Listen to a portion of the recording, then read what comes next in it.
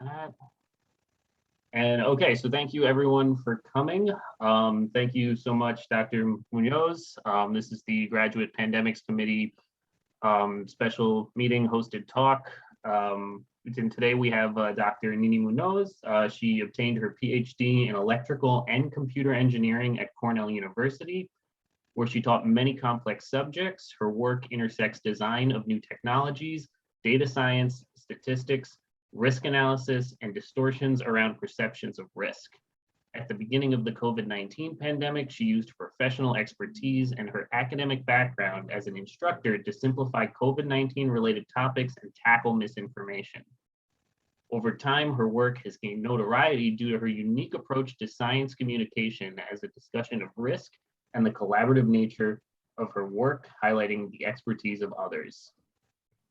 So without further ado, I'm going to hand it over to Dr. Muñoz and take it away.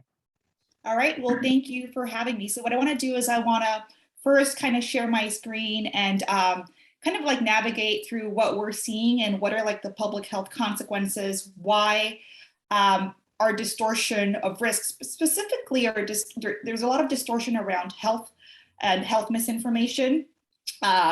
And it's a bit of a catch-22, and I'll talk a little bit about that, how, you know, in a way, the same public health interventions that have made our lives better have also kind of brought in new challenges. And so we distort the risk around that.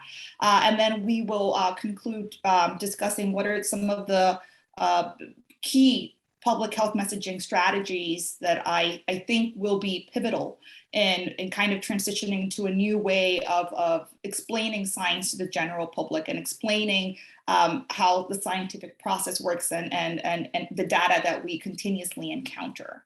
So I'm going to go ahead and share my screen. Okay. Right, you guys should be able to see my screen. Yep, all right, great. Okay, so it's been almost 2 years now. It just feels like a very long week, I think, for a lot of us.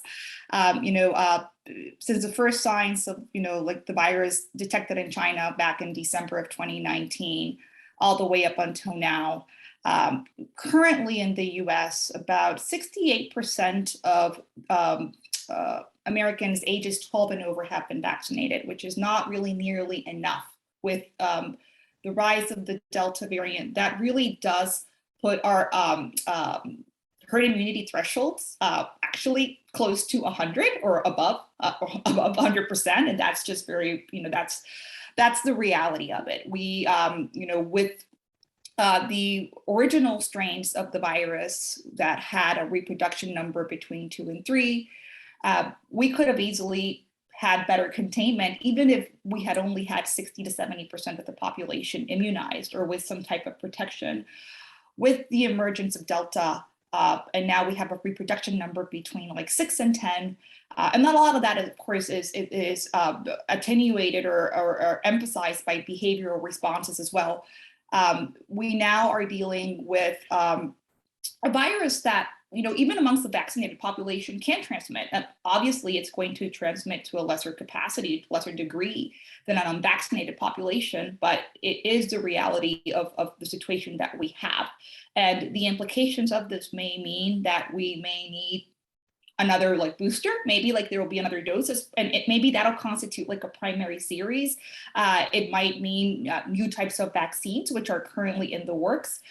We now have more available treatments. Both Merck and Pfizer put out an announcement today that their new antiviral drug has really great efficacy against hospitalization and death. So we are looking at many different arms of intervention, and vaccines are just one arm. And I want to come back to this because something that has happened in public health messaging is that vaccines have almost been presented as a dichotomy to everything else, right? So there's this idea that, oh, if we vaccinate, we will, we won't have to do this, we won't have to do that. And so I usually, one of my responses to that is, well, I tell people, just because you haven't had an E. coli infection doesn't mean that you stop washing your hands, right? So public health, that's just like the way it works. There are many different arms that we will probably have to continue to use for some time. And all pandemics come to an end. We get what we can learn from them. It may mean that, after like the Spanish flu pandemic of 1918, people adopted the behavior of washing their hands. So we already see that in Asian nations, people already adopt wearing a mask. Like that is part of a behavioral response. Whether or not that happens in the U.S., I could see it happening in some places, whereas in other places it may not happen. So. All right, and like the U.S. actually had a head start, but then fell behind, and we all knew this was coming. So one thing that I have been doing for almost like a year, I want to say since like December. So I'm not sure if you guys have seen like the COVID-19 Consortium for Public Health. That's a collaborative effort between, I believe, Northeastern and Harvard. And they actually have been tracking like vaccine hesitancy in the US. And I will show next slide what those responses look like. But it really correlates with the vaccine uptake, which tells us that we knew that we were going to have like these issues. Like it's not like all of a sudden it emerged that, oh, people are not vaccinating. Like the survey data was there before. And one thing that is important to take away from this is that really, our information shapes perception, but then the opposite is also true, right? Our perception also shapes like the information that we seek. And it's really interesting to see, this is from like the KFF 2021 vaccine hesitancy survey, is that, those people who refuse a vaccine really do believe that they're not going to get that sick.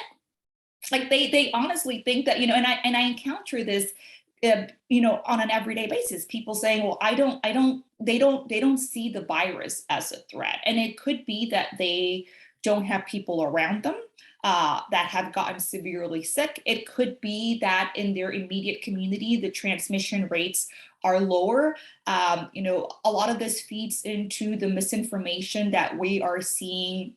Again, people using like this dichotomy between, wellness and immunology, right? It's almost, and it's kind of interesting because technically there are many different ways of a person to try to remain healthy, and we acknowledge what those are, anything from like, exercising to eating a healthy diet, but none of those things replace a specific immune response. And we know it, right? Like you don't have a memory immune response to a pathogen that you've never seen before. And that's why like little kids are often sick, because they are, in a way, I always, when I have a lot of one-on-ones with parents, and what I usually tell them, when your kid is getting sick, he's getting vaccinated in a way. Like what is happening right there is, that blank dictionary is kind of getting filled up with all of these specific immune memory responses. But people's perception of vaccines has been completely distorted. People have the continuous belief that vaccines are like a drug, that, oh, it's something that you do for you and it affects your individual response.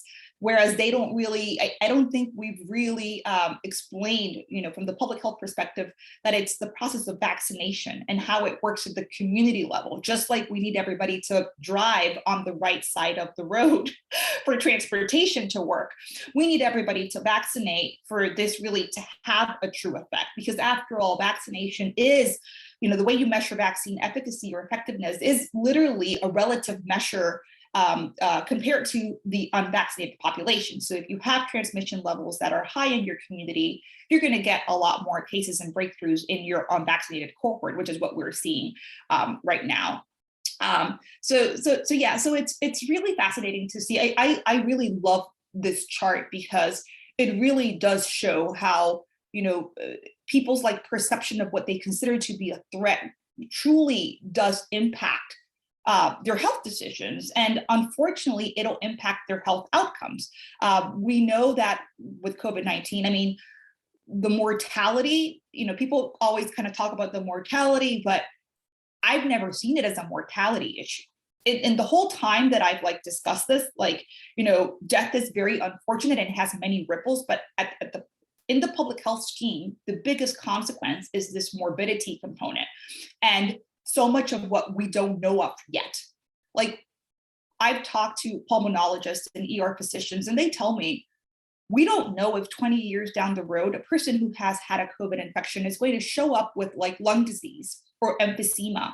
We don't know if a person who's had a COVID-19 infection all of a sudden is going to be at higher risk for early onset dementia. And then when we start thinking about what the implications of that is really what has always driven a lot of the work that I do.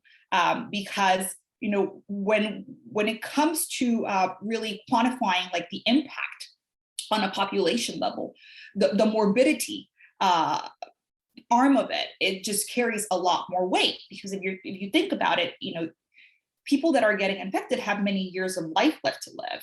So that's not only going to impact them, but it's going to impact their immediate circle. It's going to impact their community. It's going to impact healthcare costs. It's going to impact the resources, right? So if now we've seen it now, where with hospitals being overwhelmed, the healthcare system is strained, and people cannot get access to their routine screenings. And I was actually talking to a friend who's an epidemiologist, and I was telling her, I wouldn't be surprised if all of a sudden I wake up to a news headline that says cancer rates have gone up. And it's not really the cancer rates have gone up, except that we're detecting it because we had a whole year where we probably missed some of that detection. So, in the States, this is part of that COVID consortium. And this takes a look at the vaccine hesitancy. You definitely see this correlation of more vaccine hesitancy and let's call it vaccine resistance, because I think hesitancy are more people that are kind of waiting and seeing. Resistance is more aligned with that belief that absolutely not, I am not going to get a COVID-19 vaccine. And we definitely see more of that in the South. Now, what is interesting is that if you now compare that information relative to unreliable information, you start seeing some really fascinating trends. So on the left, you're seeing this is a preprint from this group at University of Southern California, and I love this plot because what they did is they looked through millions of tweets. I think it was 30 million tweets, and they geo-tracked it. So they kind of said, okay, let me look at these tweets. Where are these tweets coming from? And for each state, they calculated the share of unreliable to reliable information. And look at that correlation with the fully vaccinated population. So in states where there was more unreliable, where more unreliable information was originating from, you're seeing more levels of vaccine hesitancy, right? You're seeing less portions of the population being fully vaccinated, and so that is really fascinating because intuitively it kind of makes sense, right? Oh, we're going to have, but it's really amazing to see to see the data, right? To see the data and to see the correlation. And again, on the right, we can take a look at the levels of vaccine hesitancy as defined by that survey. Right. And again, plot them against, the share of the fully vaccinated population. And again, you see these correlations. So, the question has always been, does misinformation lead to vaccine hesitancy? And intuitively, you would say yes, but this was actually a great study done by Lumba, and they did a randomized controlled trial, which I thought was super cool. So they took 8,000 respondents and they exposed half of them to misinformation. And then they kind of tracked what their attitudes towards vaccinating were. And they had several categories. So they were people that were absolutely sure that they were going to get a vaccine. And there were people who were leaning to unsure, but maybe leaning no. And so what we saw here was that those that wanted to get a COVID-19 vaccine when they were exposed to misinformation, now they were less likely So less people that have been in the yes camp were now likely to get a vaccine, whereas more people that were leaning towards no, like that number increased. And this is like a randomized control trial, which I think was really telling of the impact that misinformation has in public health and more importantly in health outcomes in a population. And I've talked about this before. This is like, I love the study also by Bosuji and al, because they also track like the speed at which like fake news spread on the internet. And we know it. I mean, for every post that I make, somebody who has spread misinformation, like their post like spreads like 50 or 100 times more. And I think that is one of the challenging things about this, about what we're doing. And I'll talk about it in the follow-up slide, but so much of that has to do with the way our brain processes information and what elicits an emotional response and what doesn't. So the thing with social media, and I think we all know this by now, is that it works by eliciting emotional responses, right? But what we don't know much, like what is often not discussed, is that there are other ways of eliciting emotional responses. And the work that I've been doing along with other science communicators, so if you take a look at the work that I do, I'm very, I put out a lot of data. I like to plot data, and there's a reason behind that. And I kind of tell the story. I tell people that when I was a little kid, and as usual, you get bullied by the mean girls, whatever. So I used to come home and I used to solve math proofs, and that was really relaxing.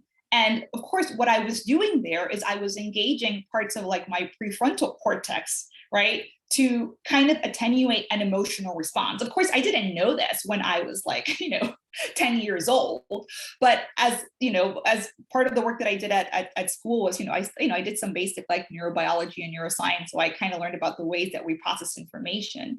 And so one of the strategies that I really highlight is that of using data, because the effect is twofold. What you're doing there is you're forcing someone to kind of use like their prefrontal cortex. So instead of them having like an emotional response, like, if somebody walks in a room and scares you, you're immediately startled before you can even reason your way, out of it, right? So it's an immediate, and that uses a different part of the brain, and I'll talk about that in a bit. But with data, what you're really doing is you are making use of those reasoning skills, and that almost helps calm like those fear responses and that anxiety. But it's hard. People are driven by emotion. And so what we see repeatedly across all social media platforms is that, falsehoods will always diffuse like faster, broader, deeper. They will reach up to 100 times more people. It's not driven by robots. So this study actually controlled for that. So they actually, they kind of eliminated all like the spread of the lies induced from like for bots, because there are bots online to do this too. But even after they controlled for that, they found, oh wow, it's truly people. People are more likely to share information that's false. And then information that's false is also more likely to carry like that emotional component and elicit that emotional response, which is why it gets shared more broadly. And so here's where it gets into like that catch-22 that I was explaining about and I was talking about earlier. If you take a look, if you compare like the 1900s to now, like we've come a long way. I mean, we're no longer dying, life expectancy is no longer like 47, and these are really fascinating statistics. Like 1900, about, 4% of the population, like 4 lived to be 65 and older. Now it's closer to 17%, right? So what you're seeing is you're really seeing like, public health interventions have in a way shifted the burden of, to chronic disease. So before, people were dying of infectious disease. In fact, the 4 leading causes of death back in 1900 were like from infectious diseases. But now we live to be older, and we live longer. And with that, we are more likely to get dementia, we're more likely to get cancer, we're more likely to experience all of these other things. And there's something really interesting, and I'm not, I don't have any data to discuss it more in depth, but, one of the things that's really fascinating is that, yes, as we get older, you know, our relationship to our health changes. Like we don't think about it much when we're younger, right? Because nothing is breaking and nothing is hurting when you're young. But of course, as soon as you start hitting like your 30s and 40s and 50s, and you start experiencing all these other like little symptoms in your body, because your body is aging, we also become more anxious about it. So there's a little bit more of like that health anxiety, just because there's more of that awareness.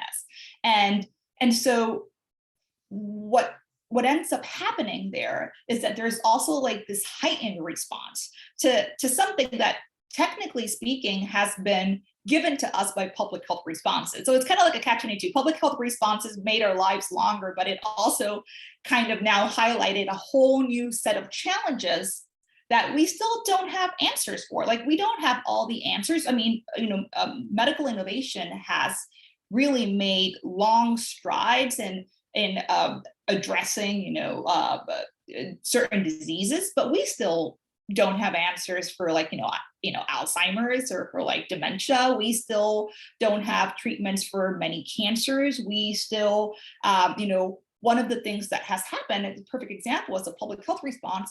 So think about automobiles, right? Automobiles were a response to industrialization and transportation, but that also means that we're more sedentary now. So there are consequences with being sedentary. And really, it's only been in the last few decades that we've learned about it. It's like, oh, wait a minute, we can't sit for 10 hours a day.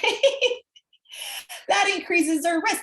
But it was also done, it had a good intent, right? We want to be able to get where we need to get faster, because it also helps in like the economy of time. So as I said, one thing that I always emphasize, and I tell people all the time, because this is so much of the work that I do, whenever you think you're reducing like one risk, you're actually increasing another one. You may not know what that is yet.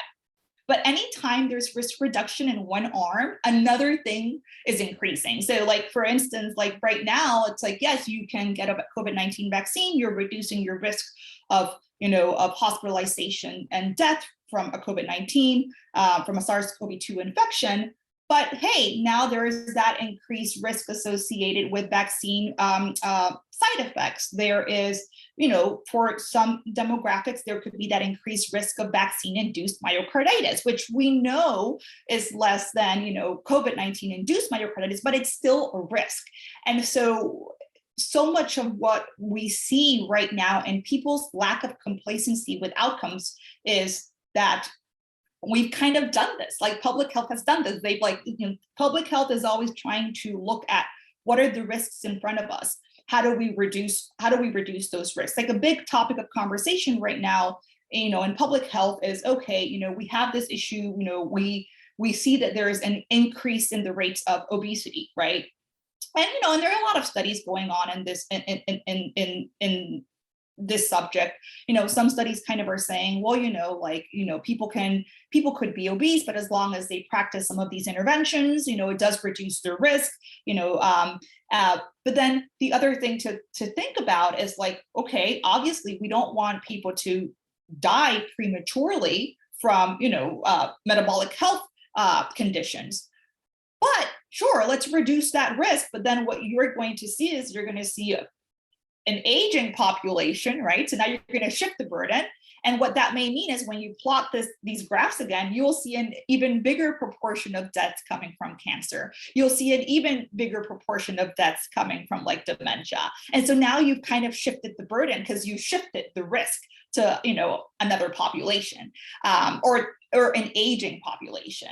And so it's just important to always consider this, because people want these black and white answers. They're like, oh, why haven't we fixed this? And it's like, no, we kind of have. We address this, and then this is one of like the outcomes, and now we have to work into addressing. And that is why public health and public health messaging always needs to be constantly evolving, because as we address some risks, we introduce others. And you see this across the board. You see it in manufacturing, you see it in health outcomes. I mean, you take a medication for a really long time, the next thing you know, you might have a side effect, right?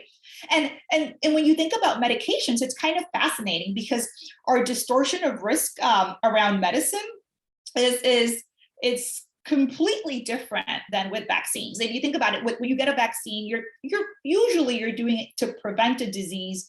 You're healthy, so it feels like you have more to lose if something goes wrong. But if you are deadly ill, you're going to take anything, and it could have like the worst list of side effects, and you might still take it because now like the way you perceive like the risk is completely different.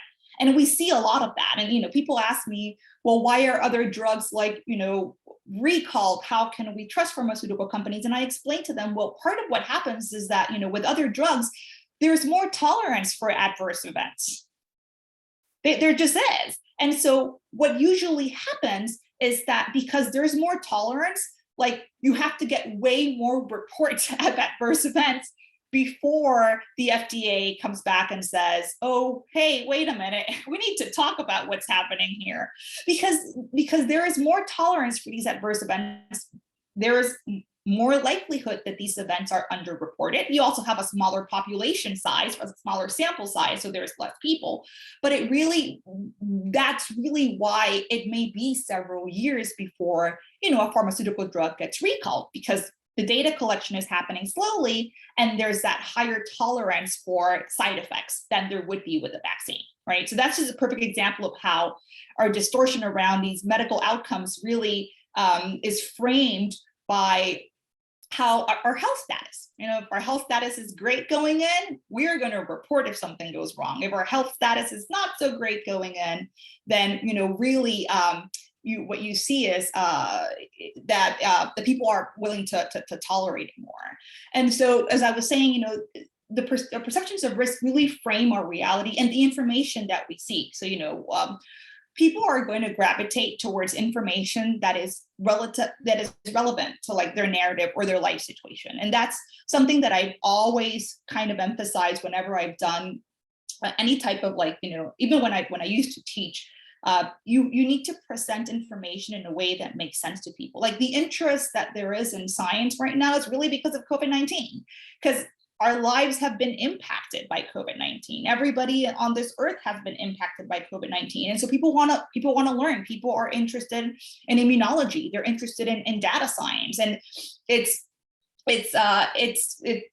there's a pro to that. It's like, oh, it's awakened people's interest like in science. But what's also happened is that because there's such an ideological response to public health, public health should have never been politicized. We are also seeing like the cognitive biases really obscure people's objectivity and like their quest for reliable information. So now, like if I am concerned about like vaccine side effects or adverse events, and that's all I'm interested in, I'm going to put into like that Google search bar, like I'm going to start searching vaccine adverse event. I'm not going to be looking at, the information that shows me how rare it is. I'm going to try and find the information that confirms that narrative, for me. And it's going to feed like that confirmation bias. Something that I've also encountered a lot that has been a bit of, it's kind of like a double-edged sword. It's the false authority and credentialism.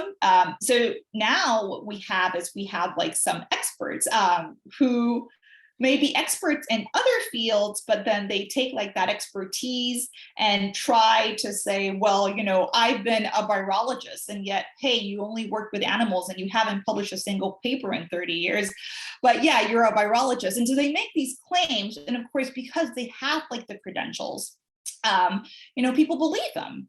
And we all kind of tend to do that. And so something that I really try to emphasize a lot is to step away from the credentialism, because it may help you, but it will also hurt you if you encounter someone with credentials that is putting out false information. And so something that I always encourage is, instead of looking at of attacking people's credentials or using credentials, educate people about, how to understand and appraise the available evidence and the data. Like that is so much more important than trying to get people to follow a specific person. And I could point to like the experts. I mean, I've seen on Twitter, I've seen experts, people that go on like the news, communicate something in the wrong way.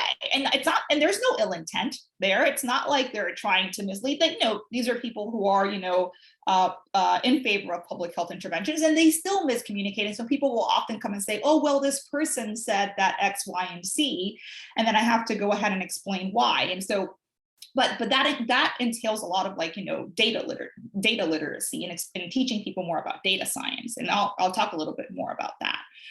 And of course, the last thing, and I think the bigger thing that we run into, that we've been running into since day one, is the bias and sensationalism in the media, right? So I'm pretty sure that at the beginning of the pandemic, we all woke up to like a news headline. I remember waking up to like a news headline, and a friend had sent me something. And that's actually when I kind of started doing this. Like one day I woke up and like a friend of mine was like sending me an article on CNN saying, oh, like seaweed cures COVID. And I'm just like, oh, for the love of God. Like at that point, I'm like, like if I'm angry in a lab, I'm pretty sure that's going to cure COVID too, as long as it's in a petri dish. But people don't know this. People don't understand like these nuances, right? And so, and there hasn't been great integrity on the part of journalists. Some of them have been better. So I definitely see better pieces sometime from like the Atlantic. And as I said, I don't want to be overly reductionist and overgeneralize and say that all journalists have done a poor job communicating. There have been some exemplary ones from like the Wall Street Journal, and I've seen some from like New York Times. They have some correspondence. So there have been a few here in between that are able to really capture the nuances of, immunology and boosters and everything that's happening. But what we've been really battling is news headlines that say something like, oh, 75% of people infected were vaccinated, or, vaccines are not working. It just really distorts like the messaging. And I think that is like one of our bigger challenges, is being able to tackle the sensationalism and the way that the media distorts science, because it's really it's amplifying the risk, and it's amplifying people's perception of that risk. And then what is happening, and again, I'm going to hammer again on this, it's putting people into like those fear states, which is what I personally like. That's what I'm trying to disable. Like when I present data, I'm constantly trying to disable like those fear responses constantly. And people always message me and say, oh, I like your account, is really soothing because I'm looking at all this data. And that's really what I'm doing is I'm using your own brain in your favor, because our brains naturally have like those two built-in mechanisms to elicit emotional responses. But usually this is what you see, right? You'll see something like, oh, deaths from cancer are up by like 66% since 1990, right? So these are the kind of headlines that are presented, right? And this lacks all kinds of context, right? And again, this type of information always presents like a dire image of a situation, right, that is getting worse. And because, especially during the pandemic, people are driven to negative information. And the reason we are driven to negative information right now is because we are in an uncertain time, right? And we are hyper vigilant. So this is kind of a little flow chart that I did with, one of my collaborators, Dr. David Grimes, and he tackles so much of this. He's a cancer and physics researcher. So he's kind of like at the intersection. So he's always dealing with a lot of this misinformation. And we put this together. And I wanted to show it because I think it's really fascinating, right? Kind of it brings everything together. We have made such advances, but we've also introduced so much uncertainty, right? Because, hey, we live longer, so there's more years of life to be uncertain about all these other conditions. And if you take a look at like the 1900s, like they didn't even have Alzheimer's as one of their ICD codes. It wasn't even there. Like it wasn't happening enough that we would have had enough resources invested. People would say, oh, this person died of senility, but it wasn't like, we knew that it was Alzheimer's, right? And so all of a sudden we've shifted that burden. We have more health risks and unknown, which elicit fear. And of course, as our brains hate not knowing, right? Uncertainty is very difficult for us to process. We want to know what is happening. We want that understanding. And so what typically happens is that, when we have because we have this inability to tolerate uncertainty, especially when it comes to your own health, right? It's like, yeah, if I'm dying, I would like to know. If I have this disease, I would like to know. I need to go get treated, right? There's very little tolerance for uncertainty in health outcomes. That combined with that fear response means that you are more likely to look for sensational and fear-inducing information and negative information. And in the process of doing that, you are going to find information and you're going to, run into and amplify information regardless of whether it's reliable or not.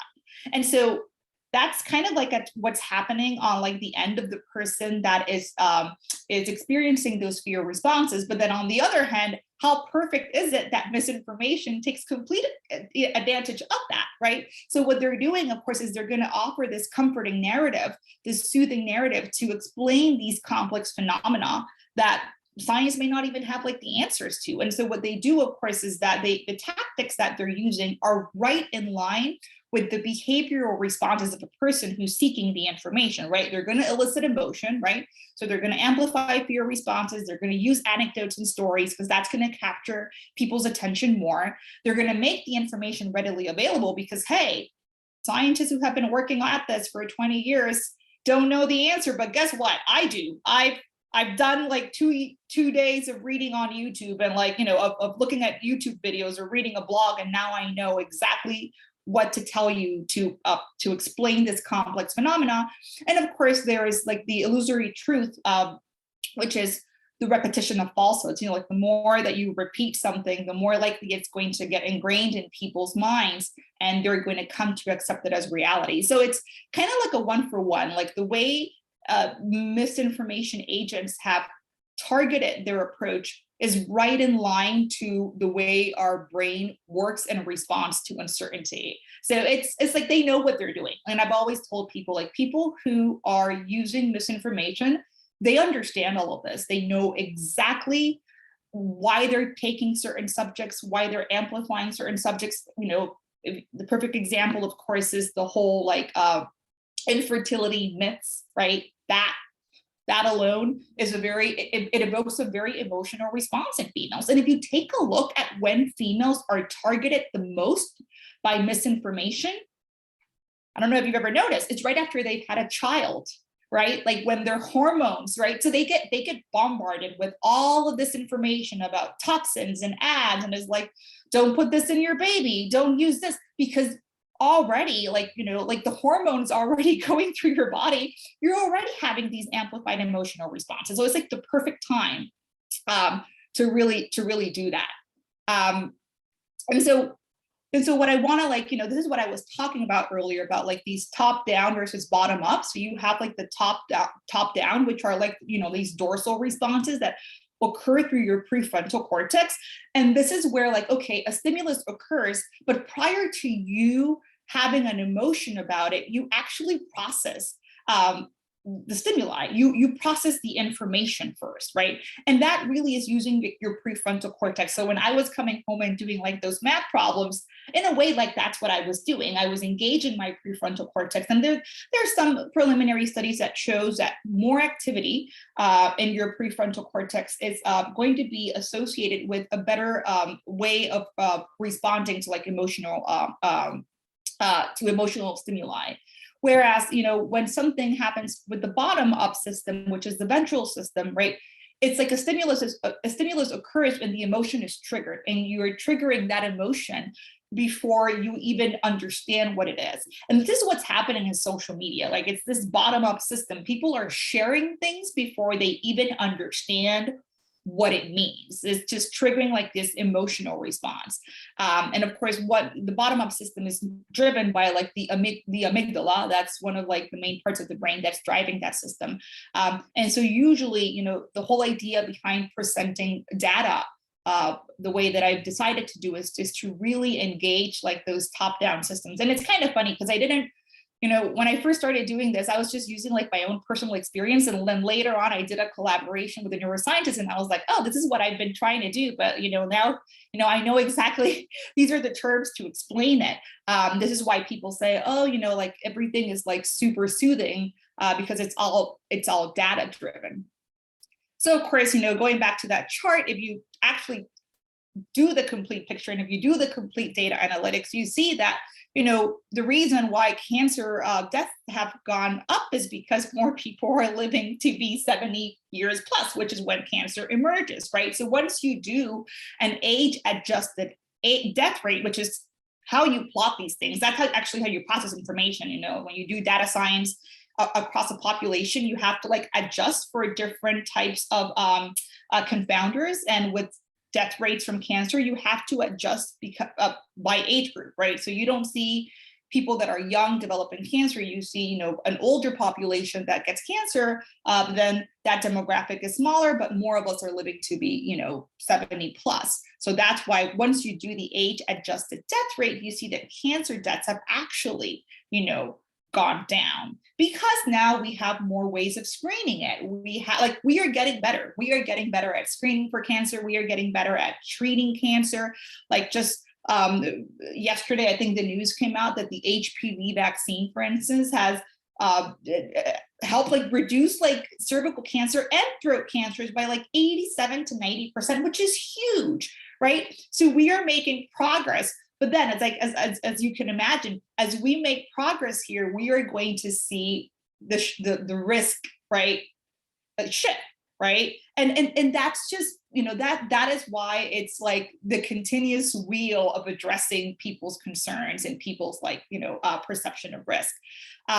So, and as far as public health messaging strategies, something that I really have emphasized is like, we are no longer in the era of the what. It no longer is okay to tell somebody to wear a mask. They want to know why. Like, you are now getting into like, I'm going to explain to you with a diagram or with physics why masks are useful for source control, right? And yeah, it no longer works to tell people what to do, because people are going to go find information online. They want to know the why. That is such an important part of like the work that I'm doing. And then of course, explaining the scientific process and why the scientific consensus may change. I think, again, because we crave certainty, people want these very like binary responses to complex problems. And so I think part of, the work the science communicator has is explaining the nuances behind those complex problems and explaining how when the information we acquire changes, the guidelines and public health responses like may change as well. Certainly, you need to level with people. Like I've sat on Zoom calls with people who believed that there were like microchips on, in vaccines, or I've had discussions with people who have told me, oh, like I think this was, something that was man-made. And you have to level with them. Like, I can never start that conversation by saying, no, that's not true. Like it just won't. As soon as I say that, like they're going to shut down, right? So how do you entertain like that discussion? You kind of have to say, oh, yeah, like, for instance, when the person brought up like this thing about the microchip, I immediately started talking about privacy. Is like, oh yeah, privacy is a huge concern, right? Like they keep track of everything. And then I kind of started talking about like our phones. And then I started to talk about technology and how we didn't have technology nodes to support, having a microchip fit in a syringe. And this person was like deeply rooted in some of the bigger conspiracy theories. And I sat on like the phone on Zoom for 2 hours with her, like, and like a couple of days later, her daughter said to me, oh, she got vaccinated. I could never like start that conversation by saying that's not true, or like that's ridiculous. You have to understand what they care about. People care about different things. And I will always say, the reason conflict arises between two people or two groups of people is because people have different perceptions of risk and they care about different things. They may be the same issue, they just care about different things.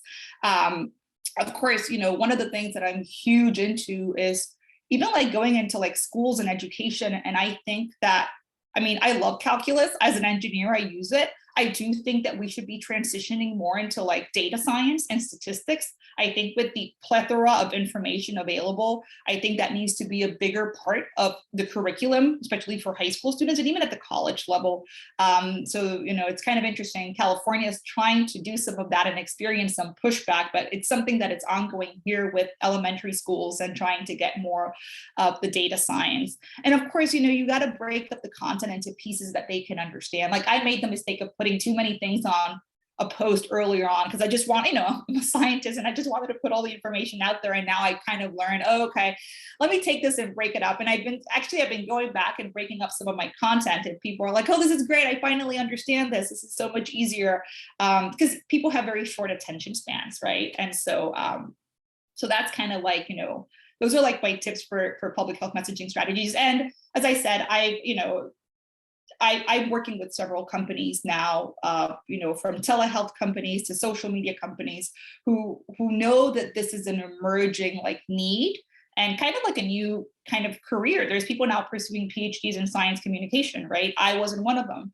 but it's really becoming more important to provide accessible, digestible information to people, because the consequences of it, as we are seeing, are, you know, have huge public health implications. And once you get into public health, it affects everybody, right? It's not just beyond an infectious disease, right? If you now have a sick demographic, that impacts companies and their productivity and their families and their communities. And so it's really important that we figure out how to, you know, talk to people so that they can access the right information. All right, so that's what I got. And so I will let you guys ask some questions, right? I think we have some time for questions. Thank you so much, Dr. Muñoz, for that great engaging like conversation about misinformation and COVID-19. Yeah, like if anyone like to open up everything to the people that are here, if there's any questions or anything, we got a little bit of time now. I have a question. Hey, Mimi. I remember talking to you when you were a grad student at Cornell, and you and I were talking about social media, and we were talking about the ego and egotism. And so in your slides, you talk about sharing misinformation and how that fires on the brain. I wanted to ask you if those sharing of those illusory truths do you think those are tied to ego? What are your thoughts? I think there's definitely that confirmation bias component. So people want to be right, right? Yeah. And it's kind of interesting because I was just talking to like a friend about this. It's like the internet has connected us, but it also has disconnected us, right? And I think something that really is happening is that people are walking around with this idea like that they know a person, like just from like a social media interaction. And so what you see is you see a lot of projection of biases. And then I'm always kind of like tackling it in my stories. I tell people, hey, you know, if I'm saying A and you're connecting it with B and then accusing me of B, right? Because that's what you see a lot of people take anything that you've said and they assign some value or meaning to it based on their own perceptions and then want to engage with you in a way that's kind of accusatory. And I think a lot of it has to do with the fact that we are very disconnected. We're not having like these interactions, especially during a pandemic. And so, yeah, it is in a way, it's very egotistical in nature. It's like, oh, I'm living in my own world. And in my own world, you are doing this, right? And in my own world. And so it really, I mean, that is actually one of the harder things to kind of like disarm. And you have to kind of say, and I'm not perfect at it. I'm learning as I go. It's more of like, hey, I know where you're coming from, and then kind of say, oh, I never really said that, but why do you want to discuss that specific part? But yeah, I think so much of it is that everybody's living in their own heads, and with social media, people just live in their own heads. Yeah, it's so, I think as a group, we've discussed that it's so hard to kind of present clear data to someone who has their own perception of what that looks like. And I think your graphics or your infographics are so important because it breaks down statistics and data in a way where it's clear and people then can look at it and then reflect and think about where they're getting their information from. So I always forward your things to people who I see who are sharing misinformation. I'm just stealthily sending your information to people. Yeah, I think another thing that helps a lot is like when, you know, people have this idea that, oh, there are two sides, right? Like two sides, is like somebody saying something different. And I think what's important sometimes is to present that and say, okay, let's assume this were true, and then kind of break down like as a risk benefit situation. And then it kind of becomes pretty clear, like with the whole thing about myocarditis, you know, vaccine elicited myocarditis. I don't like to say on my platform, oh, it's rare. It's, you know, it is rare, but I don't just like to dismiss it as that. You know, you want to present it within the context of like, okay, yes, this can happen. This is a difficult decision for parents to make, but let's weigh that against all these other like risks, right, from like COVID-19. Because you don't want to dismiss some of like those concerns. And I think when people say two sides, I think in their mind, it's more about, oh, let's discuss the risks, right? They keep calling it two sides, but I think they're more concerned about like, you know, like the risks. Oh, what if, you know, what if I have an adverse event, or I know a person who had an adverse event? And so that's, you know, that's where it's like important to acknowledge it, but then talk about like, these are the numbers that we have. That's really important. And I think about that as a parent when I run into individuals who are vaccine hesitant or who are, I overhear a lot of conversations of vaccine hesitant people. And I think about like when I was vaccinating my children as they were growing up, you have a series of vaccinations. You go to the pediatrician and they tell you about, and inside of the pediatrician's office are all of the terrible pictures of like smallpox and the diseases that you don't want your children to get. Perhaps that would be a really great campaign for adults out in the world. Be like, hey, remember smallpox and those terrible things? Here are the things that we're trying to prevent. And the questions, I was young when I had my kids, but I never like questioned the science behind it. I wasn't like, oh, you know, what happens if I don't vaccinate my kids? I was more concerned about the risk of them getting something that could, you know, hurt them and their health and their risk for the future. Well, yeah, and I think part of like the distortion is that because it's you know, Seth Berkley, who is like the guy who I think is the director of like the Gavi Alliance, like he captured it perfectly. He said vaccines are victim of their own success because when they work, you experience nothing. Right. You experience nothing but the absence of disease. So it's like, oh yeah, like you don't see like you never see, if a vaccine works, you don't see the benefit of it. You just don't. Whereas when you take another drug, like let's say that you have like gastric reflux and you take like your medication, right, and it goes away. So you experience the immediate benefit. So there's in your mind, it's like, oh yeah, I want to take this. So as I said, so much of this work is really being able to break down the way people perceive risk and why it's distorted, because it's really all that. Like, you know, when I think about it, I'm like, oh, it's just a vaccine. Yeah, like the way they deliver the, you know, the viral antigen is different. But if you think about it, like these vaccines have gotten rid of everything that could have concerned parents, and like they've got like no other weird adjuvants. The antigen disintegrates really quickly because mRNA is not really stable, doesn't stay very, I mean, compared to like what you and I received when we were babies, like these vaccines are like, you know, like nothing.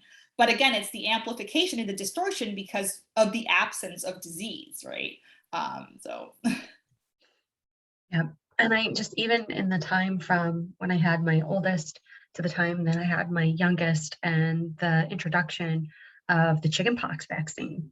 Yeah, and back then, so like when people were having like these parties where they wanted to introduce each other to like measles and smallpox, and like that was bananas to me. But also I remembered, well, wait a second, if parents in the 70s, if their one kid had chicken pox or they had a family, they would have chicken pox parties. And then to where Isaac he never had chicken pox, but his oldest sister did. That's just Yeah. like a 7-year window. Yeah. So I'm all for vaccines. They're fabulous.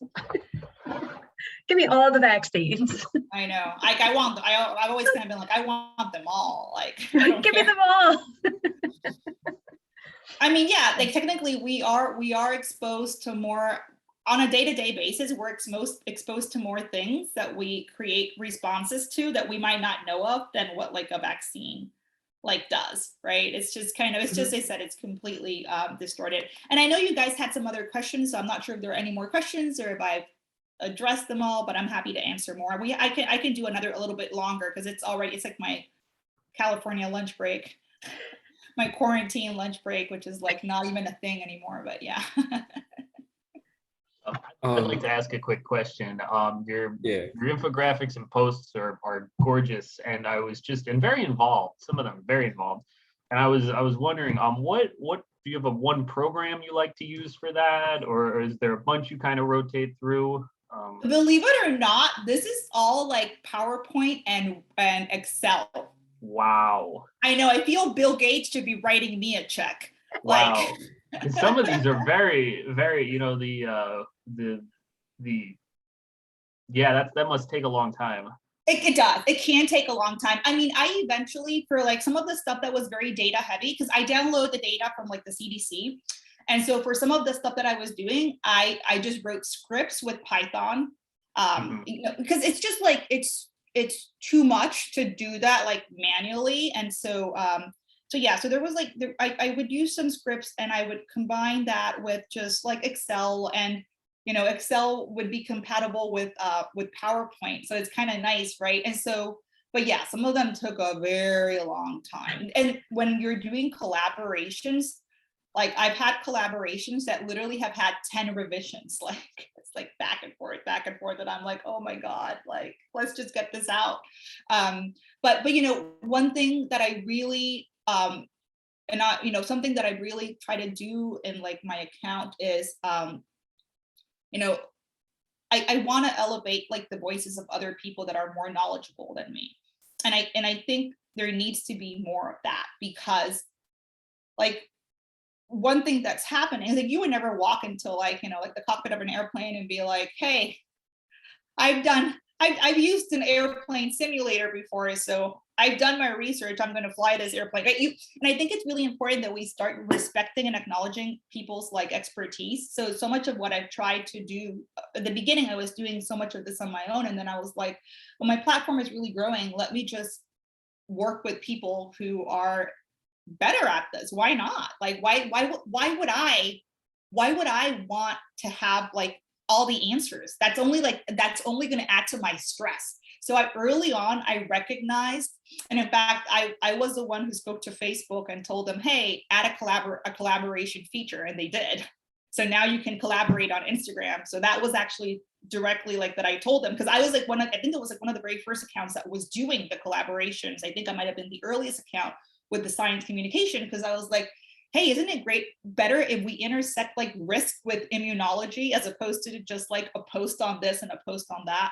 And now it's become like a thing. Now everybody collaborates. And so it's exciting to see like that trend and elevating other people's voices and offering different perspectives, because teaching is all about finding that different perspective. Some people are not into data. Some people like words. Some people like video. Some people like, drawings. So yeah, but it takes a long time. Some of them can take like 12, 24, 48, 72 hours, a week long to produce, depending on how much data there is. And then there's some where I could just download the data from the CDC, run it through script, plot it, and then it's just creating the images and making them look pretty, but it varies. Yeah, and I never really used Canva till recently, because I have a collaborative post, and my collaborators, my weekly post, my collaborators love to use Canva. It's growing on me, but I'm not, I'm just like, I'm already like seasoned in PowerPoint. Even some of like the videos where I animate, all of that is PowerPoint. All of that, like I've learned how to do like animations and videos, and so all of that is just a PowerPoint animations running, and I just figured out how to like, do them. So We're all stunned to silence because we're fangirling over you.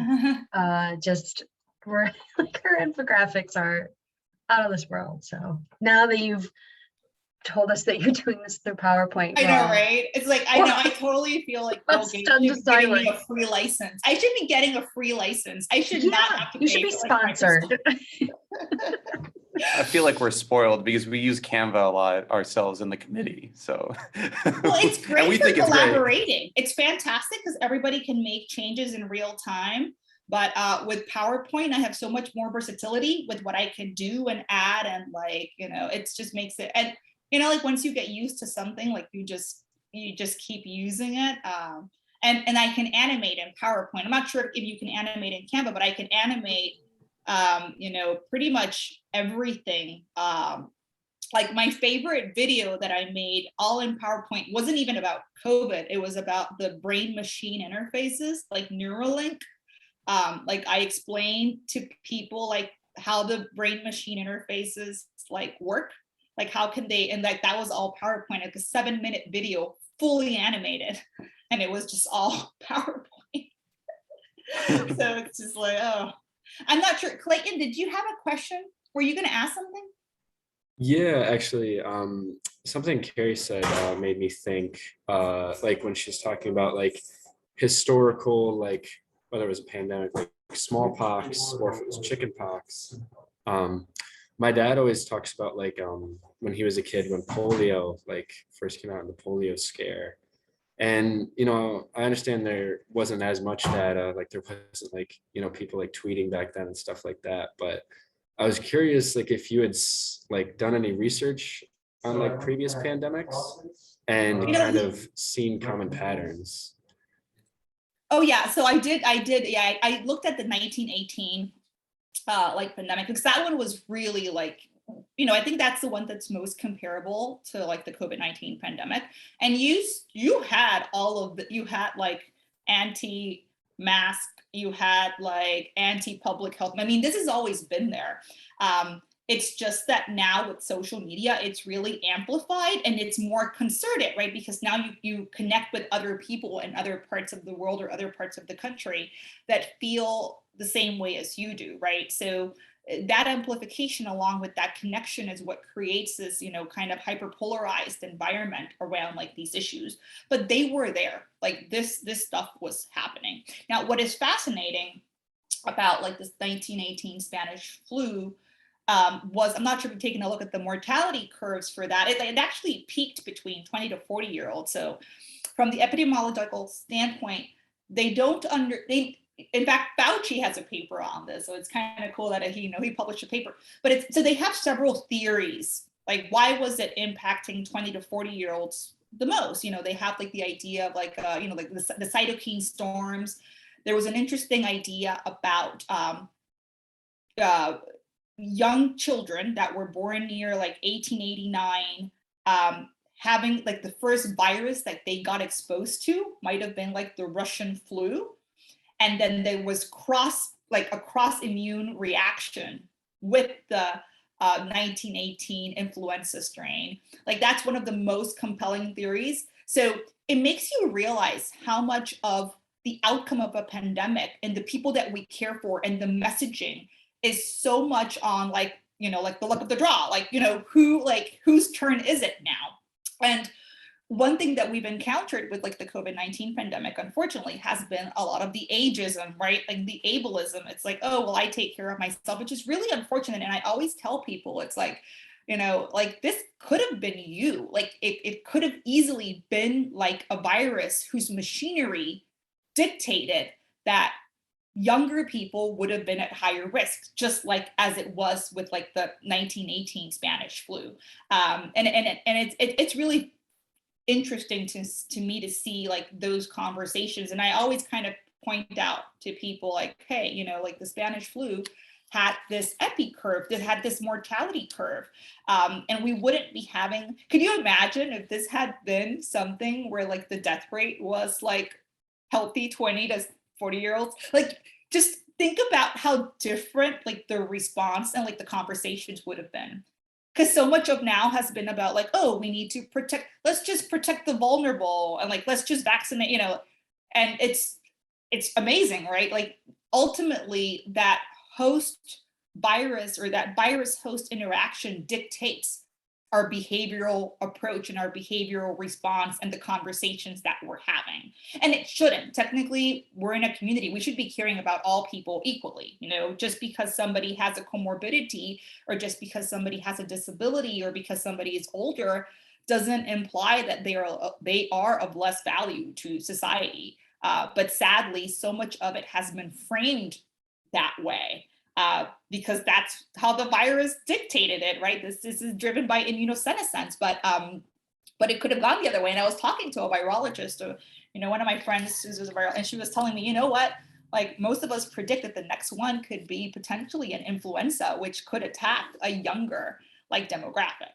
And so it's just like, oh, right, like how will that impact people's attitudes towards this? Because I'll tell you that the hardest part of what I've done online has been to kind of like, when I started doing this, I didn't even realize that this was such a topic, like people actually trying to like blame a demographic for like the outcomes. I was like, how are we even having like this discussion? And again, and it's a risk distortion. I kind of joke about it. I was like, oh, you know what? The irony of this is that like, one, if this had actually really been a bioweapon, everybody would have been lined up for a vaccine. Like if this had been like an anthrax attack, you would have seen people lining up. Or if you would have said, if you could use like the psychology, you would have said, oh, you know, we're no longer, I wonder if like they say tomorrow, oh, we're no longer going to administer vaccines. Like what would happen to like that vaccine uptake? People would probably like rush out the door to get one because so much of it is rooted in people's comfort. Like I'm actually working on a great post right now with an economist from Princeton. And it's kind of great because I downloaded the data about vaccine attitudes across 160 or 187 countries. And he downloaded the data on GDP per capita. Oh, the correlation is there. So you see that wealthier countries where there is the absence of disease are less excited about vaccines. Like they don't, you know, their vaccine attitudes are vastly different. So again, so much of it is, you know, people's access to healthcare and like the comfort, you know, makes them think that they are, you know, they're like, oh, I'm at an advantage, so I don't need to abide by all these public health responses, which is, it's really sad. It's one of the hardest parts of like this work is dealing with that kind of behavior because, you know, at the end of the day, you know, it's nature. And I tell people like, when you make such statements such as, oh, people had comorbidities, my response is, this is like you saying that if a hurricane hit, we wouldn't count the deaths of people who had a cast because they couldn't move. Like it's like the equivalent. It's like, you know, it's as though you're saying, oh, if people have a disability that doesn't allow them to move, we're not going to count them. They don't count. It's like, no, it's like, it's just because the virus is invisible, right? So that's what really drives the distortion for people.